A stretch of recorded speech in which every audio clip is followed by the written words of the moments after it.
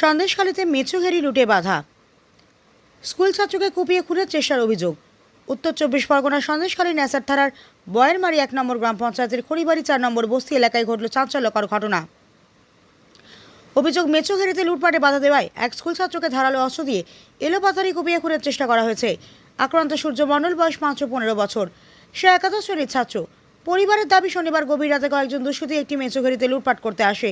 ওই মেছোঘেরিটি সূর্যের আত্মীয় হওয়ায় সে বাধা দিতে গেলে দুষ্কৃতীরা তার উপর হামলা চালায়। অভিযোগ, ধারালো অস্ত্র দিয়ে সূর্যের হাত, পিঠ সহ শরীরের একাধিক জায়গায় কোপ মারা হয়। গুরুতর জখম অবস্থায় সে ঘটনাস্থলে লুটিয়ে পড়ে। স্থানীয় বাসিন্দারা দ্রুত তাকে উদ্ধার করে হাসপাতালে নিয়ে যান। পরে অবস্থার অবনতি হওয়ায় কলকাতার নীলরতন সরকার মেডিকেল কলেজ ও হাসপাতালে স্থানান্তরিত করা হয়। বর্তমানে সেখানেই তার চিকিৎসা চলছে। পরিবারের অভিযোগ, সত্যজিৎ জানা ও বিশ্বজিৎ জানার নেতৃত্বে একদল দুষ্কৃতী হামলার সঙ্গে জড়িত। স্থানীয়দের দাবি, অভিযুক্তদের বিরুদ্ধে আগেও বিভিন্ন অসামাজিক কার্যকলাপের অভিযোগ রয়েছে। ঘটনার পর এলাকায় ব্যাপক উত্তেজনা ছড়িয়ে পড়েছে। আক্রান্তের পরিবার ও স্থানীয় বাসিন্দারা অভিযুক্তদের দ্রুত গ্রেপ্তার করে কঠোর শাস্তির দাবি জানিয়েছেন। পরিস্থিতি নিয়ন্ত্রণে এলাকায় পুলিশ মোতায়েন করা হয়েছে। ন্যাসার থানার পুলিশ ঘটনার তদন্ত শুরু করেছে এবং অভিযুক্তদের খোঁজে তল্লাশি চালাচ্ছে। এই ঘটনায় গোটা এলাকায় চাঞ্চল্যের সৃষ্টি হয়েছে। এখন সকলের নজর পুলিশের তদন্ত এবং আহত ছাত্র সূর্য মণ্ডলের শারীরিক অবস্থার দিকেই। আর ভাই আমার শ্বশুরবাড়ি ডিউটিতে আলাদা ডিউটি দিতে গেছিল। আর কিছু ছেলে, আমি নাম জানি না কি নাম, সত্যজিৎ জানা, বিশ্বজিৎ জানা, বিপ্লব জানা, শঙ্কর জানা, এরা আমার ভাইকে আরো অনেকে সময় মিলে আমার ভাইকে কমিয়েছে। কি চাইছেন এখন? আমার ভাইয়ের জন্য কোনো ক্ষতি না। আপনার ভাইয়ের নাম কি? সূর্য মণ্ডল।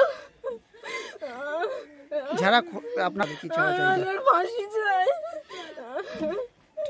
মানে কোপানো হলো কেন, কিসের জন্য মানে কোপানো? আগামী রাত ঠিক 2টোর দিকে ওই বাচ্চাটা ছিল আমাদের এই আলা, এইখানটায় ও রাত্রে ঘুমিয়েছিল।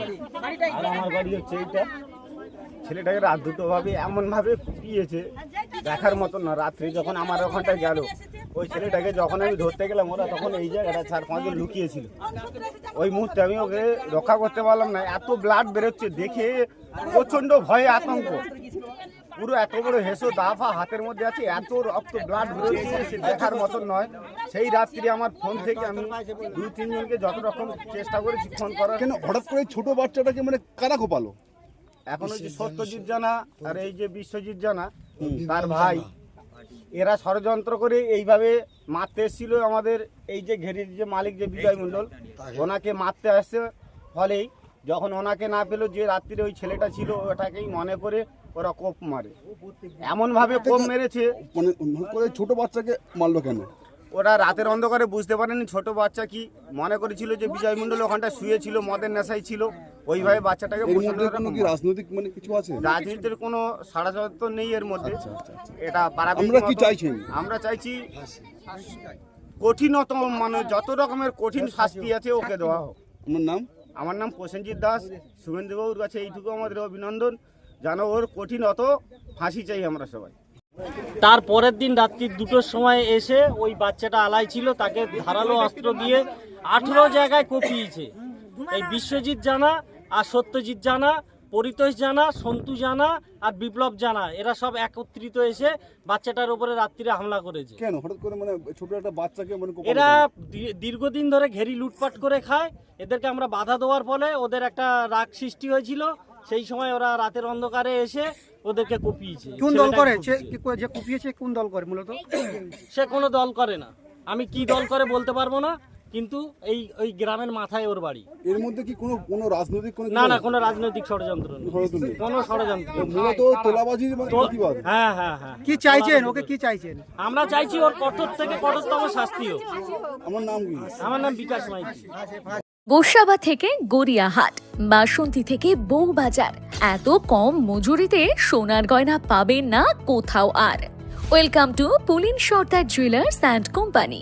সুন্দরবন অঞ্চলে সবথেকে পুরনো ও বিশ্বস্ত শোরুম এখন আপনাদের ক্যানিংয়ে। বিশ্বস্ততার আর এক নাম পুলিন সর্দার জুয়েলার্স। অ্যাড্রেস ক্যানিং পুরাতন বাজার, ক্যানিং সাউথ 24 পরগনাস 743329। ক্যানিং এবং দক্ষিণ 24 পরগনার অর্শ ও মলদার রোগের আয়ুর্বেদিক ঘাড় সূত্র চিকিৎসা পদ্ধতির প্রথম ও ও একমাত্র ক্লিনিক ক্যানিং মাদ্রাসি পাইলস ও ফিস্টুলা ক্লিনিক, যেখানে 1980 সাল থেকে স্বর্গীয় ডক্টর এস.কে. রাওয়ের তত্ত্বাবধানে হাজার হাজার মানুষ সম্পূর্ণ সুস্থ হয়ে উঠেছেন। বর্তমান চিকিৎসক ডক্টর বি.এস. রাওয়ের দক্ষ পরিচালনায় আমাদের এই প্রতিষ্ঠান 5 দশকের সেই সুনাম ধরে রেখে এগিয়ে চলেছে। ফিশার, পাইলস, ফিস্টুলা ইত্যাদি যে কোনো জটিল মলদার রোগ থেকে নিষ্কৃতি পাওয়ার জন্য এখনই এই নম্বরে যোগাযোগ করুন 9883518886। ঠিকানা ক্যানিং সঞ্জয়পল্লী, দক্ষিণ 24 পরগনা, বন্ধুমহল ক্লাবের বিপরীতে।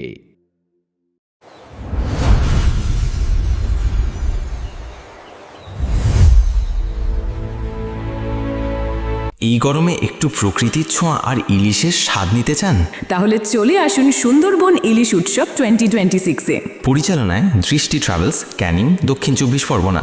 2 রাত্রি ও 3 দিনের এই জমজমাট ভ্রমণে থাকছে সুন্দরবনের মনোমুগ্ধকর প্রাকৃতিক সৌন্দর্য আর নদীর বুকে ইলিশের রকমারি পদের অসাধারণ আয়োজন। দুপুরে ইলিশ আর রাতে থাকছে সুস্বাদু মাটন ও চিকেন। শুধু তাই নয়, এবারের বিশেষ আকর্ষণ, প্রত্যেক ভ্রমণার্থী পাচ্ছেন 500 টাকার গিফট কুপন। আগামী 1 বছরে সুন্দরবন ছাড়া যে কোনো ট্যুরে থাকছে প্যাকেজ প্রতি 500 টাকার বিশেষ ছাড়। আর 10 জনের গ্রুপ বুকিংয়ে থাকছে আকর্ষণীয় বিশেষ ডিসকাউন্ট। তাহলে আর দেরি কেন? আপনার প্রিয় দৃষ্টি ট্রাভেলসের সাথে এবার ঘুরে আসুন সুন্দরবন। বুকিং শুরু হয়ে গেছে। যোগাযোগ করুন এখনই 0707607243 7507843073। দৃষ্টি ট্রাভেলস, ভ্রমণের আনন্দ আপনাদের সাথে।